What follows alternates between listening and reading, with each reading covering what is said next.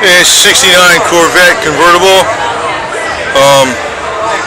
Year after they changed, 63 to 67 had one, the Mako Shark styling, whatever you call it. 68 they changed the styling. You could tell the 68 had not just a latch you press down, but it had a button and a latch.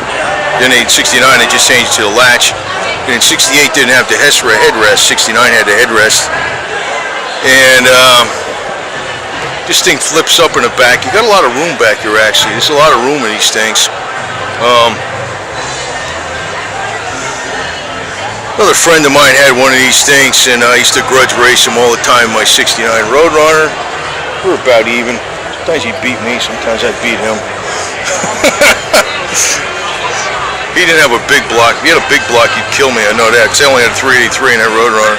And by the way, I was talking to one of the old timers over here about drinking and driving, because I remarked about, hey, is that cup holder have a cooler in it for your beer?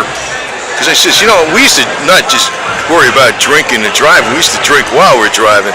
He says, yeah, he knew all about that. And I told him about the cops, the way they were back then. It was like, as long as you weren't swerving all over the road and you weren't hitting the telephone pole, they left you alone.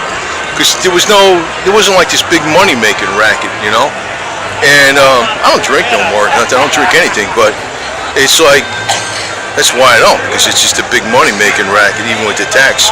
Maybe if I make moonshine, I might do that to go to Tennessee. But,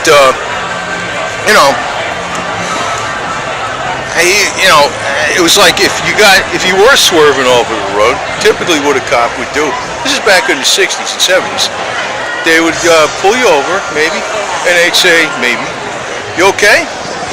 And they'd say, well, you want to take a rest, or you're going to be able to make it home, how far you got to go, and that's all it was. They don't like haul you off to fucking prison and shit, and, you know what I mean, pound your car. You don't do that kind of shit. You know that? You would not believe the number of millennials have absolutely no clue how much freedoms we lost over the years. And they tell you all that shit's good for you? Yeah, right. And we never wore seatbelts, too. I wore seatbelts when I was racing somebody on the street. Statute of limitations is over on that shit. It was decades ago. Anyway. I wish they let people do burnouts over here. That'd be kind of funny. They don't let nobody do nothing.